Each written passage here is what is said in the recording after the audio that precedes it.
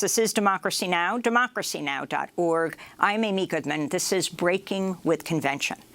The battle over the future of the U.S. Postal Service is intensifying. For weeks, Democrats have accused the Trump administration and the new Postmaster General Louis DeJoy of sabotaging the Postal Service in the lead-up to the election, when a record number of mail-in ballots are expected to be cast.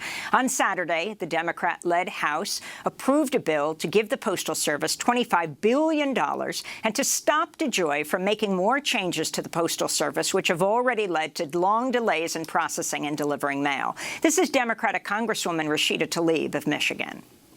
Let it be clear, this administration is waging an authoritarian campaign to sabotage this election by manipulating the Postal Service to suppress our votes. And they are threatening the livelihood of our postal workers, our seniors, our veterans, and so many more in the process. This is not a conspiracy theory. This is fascism. We will not stand for this now or ever.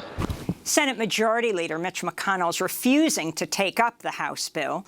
DeJoy, who is a major donor to Trump, is testifying before the House Oversight Committee today. Saturday's vote came on the same day protests were held at over 800 post offices across the country to condemn the actions of DeJoy, who became Postmaster General in June and still holds investments worth up to $75 million in assets in competitors to the U.S. Post Office or contractors with it.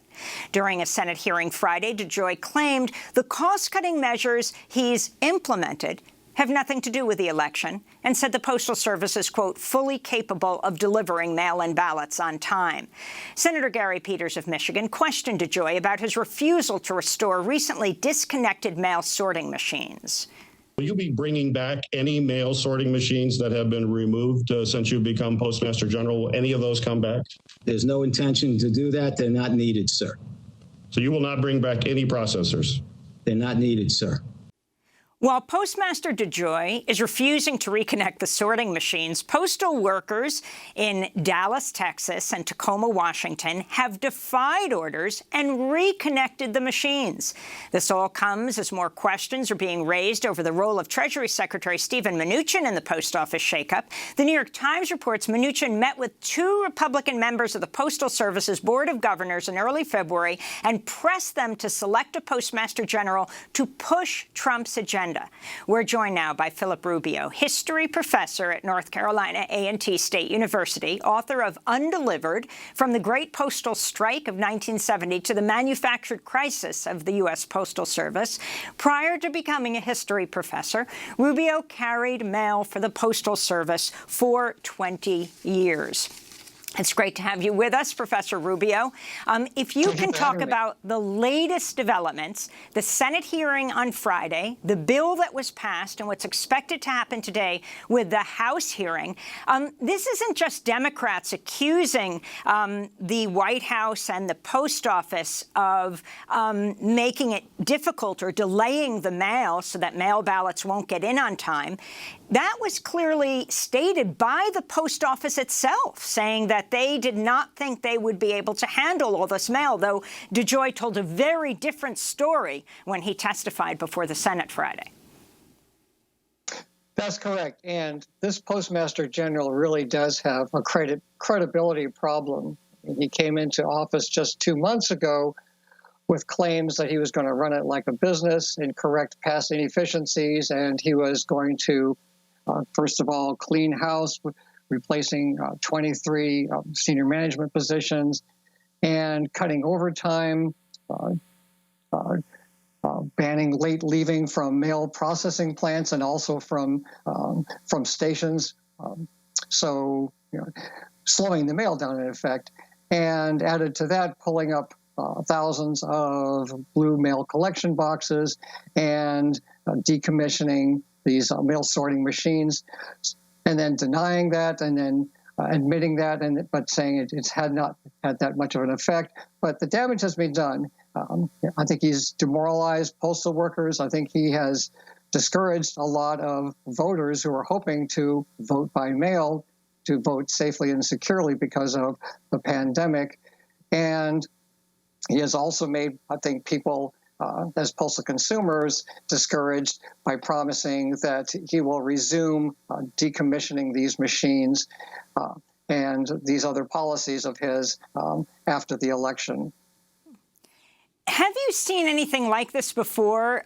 For example, the post office in Tacoma, Washington, in Dallas, Texas, reconnecting letter sorting machines that were disconnected under orders from the Postmaster General?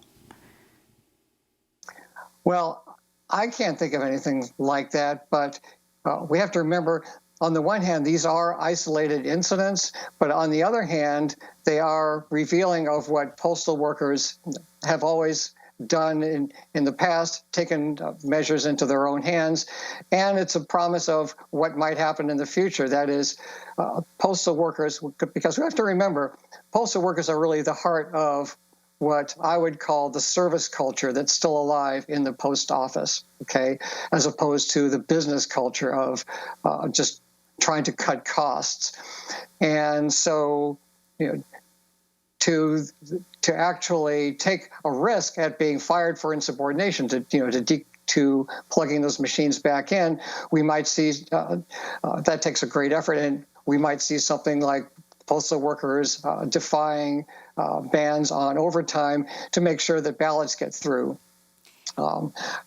I want to go to David C. Williams, the former Postal Service Inspector General, former Vice Chair of the Postal Board of Governors. In his opening remarks to the House Progressive Caucus last week, Williams criticized Treasury Secretary Stephen Mnuchin.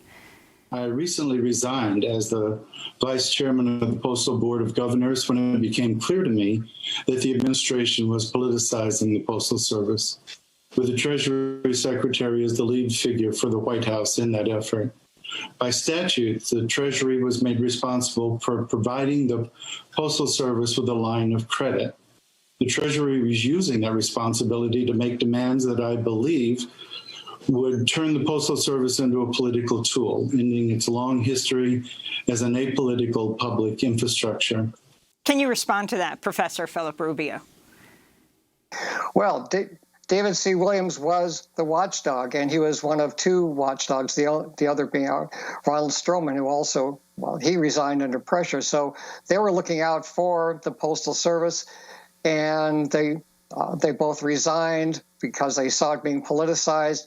The Postal Service, or the Post Office, that we've had around for 245 years, most of that time was a political institution, but we didn't see that kind of partisan intervention, well, of course, with the exception of Andrew Jackson and the spoils system with hiring.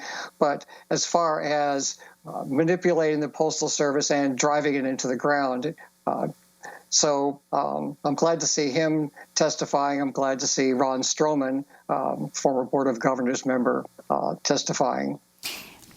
Are you surprised that with the enormous response across the country, the outcry, with the Postal Service having like a 91% positive rating, which delivers drugs, pharmaceuticals to veterans, to people who aren't veterans, so relied on. I mean, the VA now looking for alternatives to the USPS because they're concerned, drugs won't get to veterans on time. Are you concerned the damage has already been done, but surprised that DeJoy would say, okay, we'll hold off on changes until after the election? Now, that's really something, because it's saying to people all across the country, if you stick with this administration, we're going to gut the post office then. No, but I'm not surprised by anything that Postmaster General DeJoy is saying, because apparently he's telling different people what he thinks they want to hear. And right now, the outrage has forced him to back down, but he is making promises that he will resume essentially dismantling the Postal Service, which was instituted in 1971 after the Great Postal Strike of 1970, and the idea being we're going to create a non-political institution, and it's going to be a hybrid government agency / business.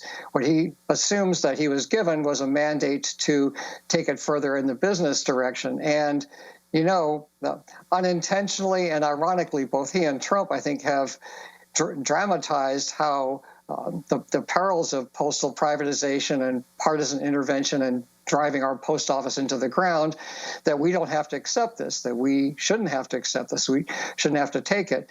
I'm not surprised that there has been popular protest, popular outrage, because, you know, that's something that people learned from the springtime with the George Floyd protest. And so when you see people not getting their medications, when you see people not getting their mail on time, of course they're going to speak up, and they've learned that the protest can change things.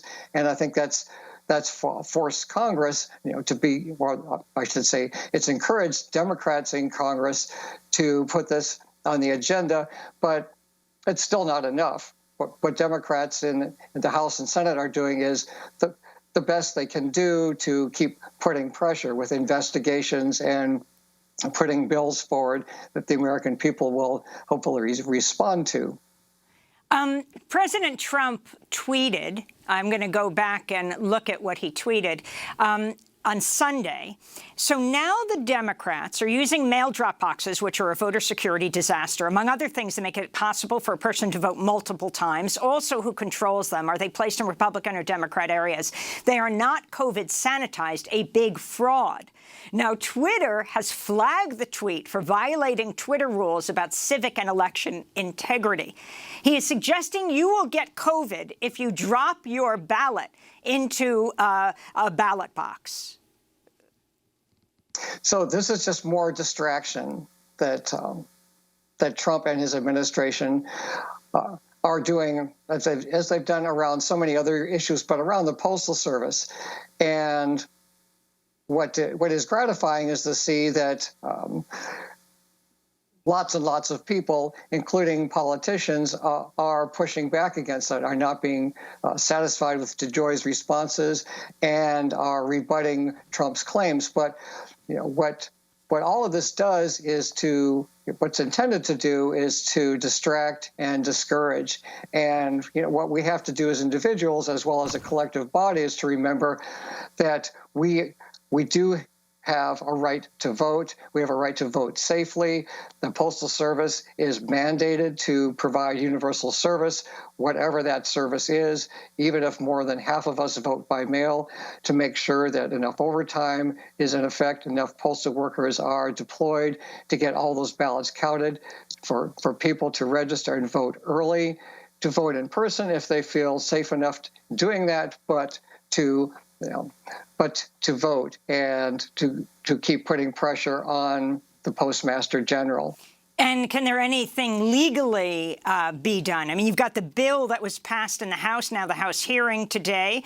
Not clear what will happen in the Senate, though it doesn't look like Mitch McConnell would take it up, though there is bipartisan attack on Trump and DeJoy. Of course, it starts at the top for going after the Postal Service, so much so that Trump inexplicably, after attacking it for so long, sent out a tweet last week saying, "Save the post office." He just didn't write "from me," from himself. Right, and he and his wife and other administration members also vote by mail, and they are also encouraging Republicans to vote by mail. So however you vote, people need to remember that they do have a right to vote, and they do have the right to expect that the Postmaster General, who, even though it's not a very strong political position, has a lot of power and can reverse these policy changes, and can also work better with the states to make sure that the ballots are counted. But in the end, it will probably come down to postal workers who make sure that that the mail does get through, just as we always did. Well, Philip Rubio, I want to thank you for joining us. Key that you said "just as we always did," because before being a historian, you were a U.S. postman for 20 years, now a history professor at North Carolina A&T State University, author of Undelivered: From the Great Postal Strike of 1970 to the Manufactured Crisis of the U.S. Postal Service.